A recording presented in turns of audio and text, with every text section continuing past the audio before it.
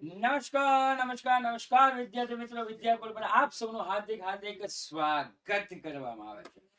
વિદ્યાર્થી મિત્રો, પરીક્ષા નજીક આવી રહી છે અને પરીક્ષાની અંદર પૂછાતા ચેપ્ટર એટલે કે પેટા નોંધો. પરીક્ષામાં પૂછાતા ચેપ્ટર એટલે ચેપ્ટર છે પેટા નોંધો. અને સાહેબ, આ જે પેટા નોંધો છે એ ખૂબ અગત્યના ચેપ્ટર છે. અને આ ખૂબ અગત્યના ચેપ્ટર હોવાના કારણે જેટલી પણ પેટા નોંધો છે એની હું તમને ટૂંકમાં માહિતી આપું છું કે સાહેબ કયા પ્રકારના દાખલા પૂછાય છે.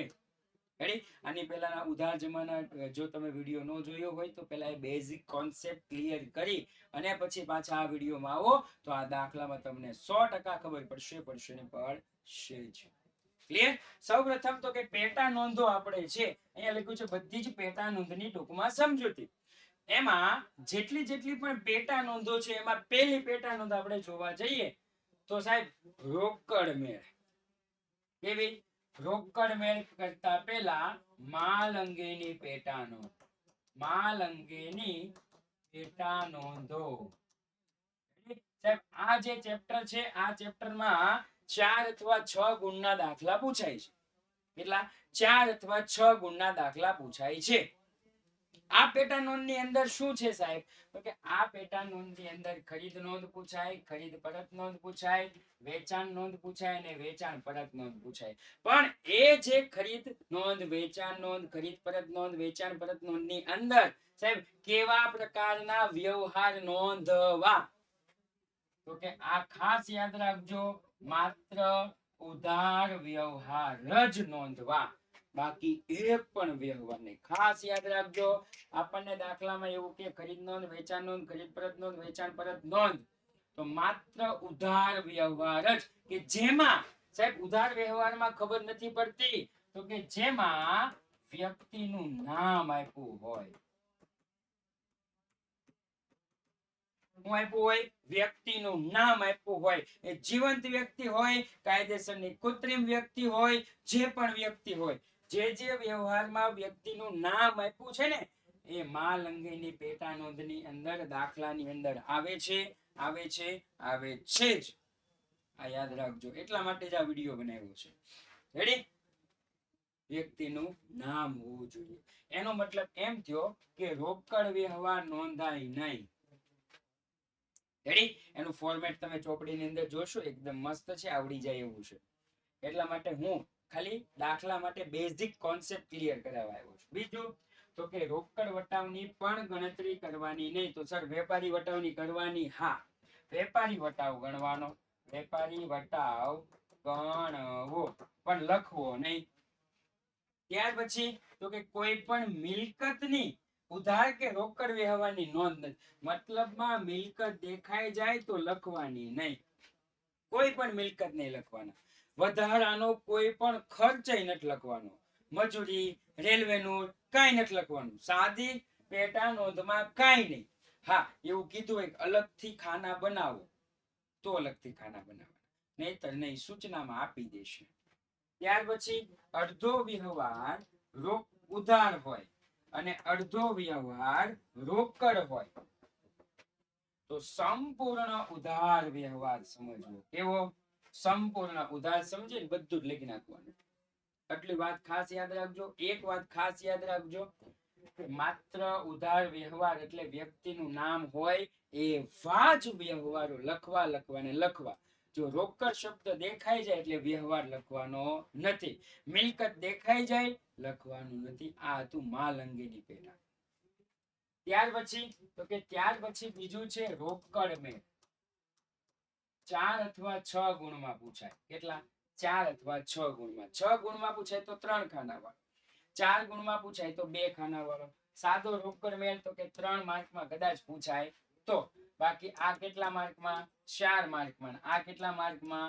6 માર્કમાં. રેડી? કયા કયા ખાના છે બધું જ, પણ આમાં તમારે યાદ રાખવાનું છે.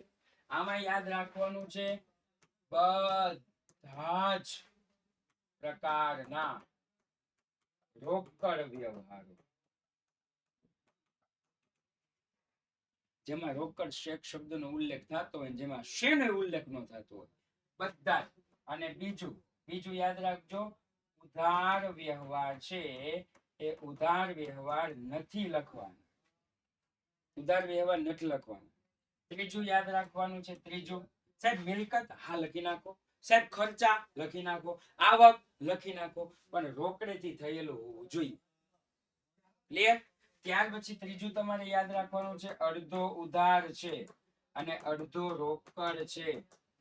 તો આની પહેલા આપણે જોયું કે અડધો ઉધાર હોય, અડધો રોકડ હોય તો સંપૂર્ણ ઉધાર.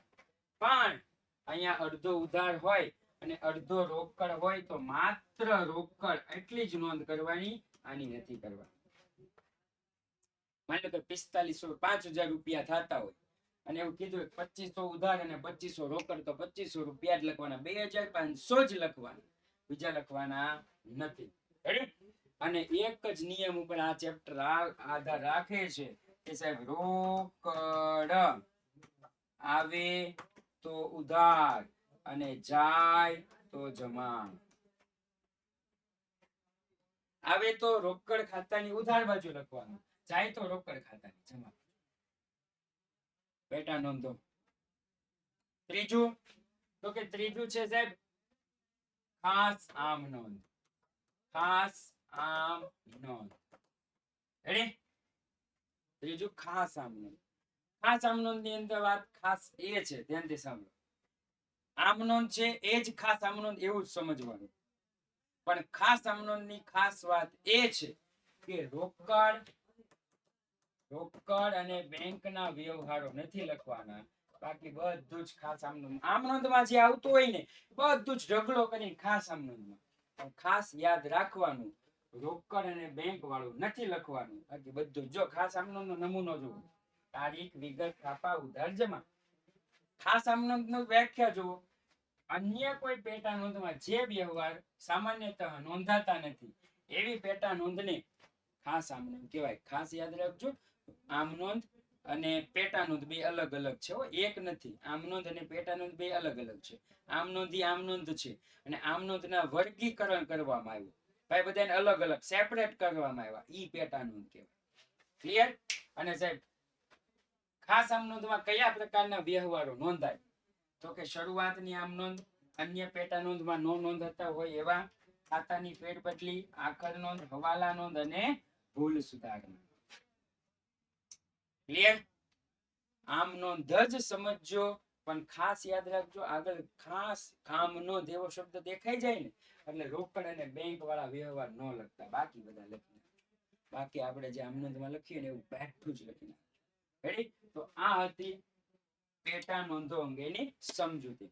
આવા જ વિડીયો જોવા માટે સાહેબ ચેનલને સબસ્ક્રાઇબ કરી લેજો, જેથી નવા જે વિડીયો આવે એ આપની સમક્ષ પહોંચી જાય. આ સાથે જ આજનો વિડીયો પૂર્ણ જાહેર કરું છું. ફરી મળશું નવા વિડીયો સાથે. જય હિન્દ, જય ભારત.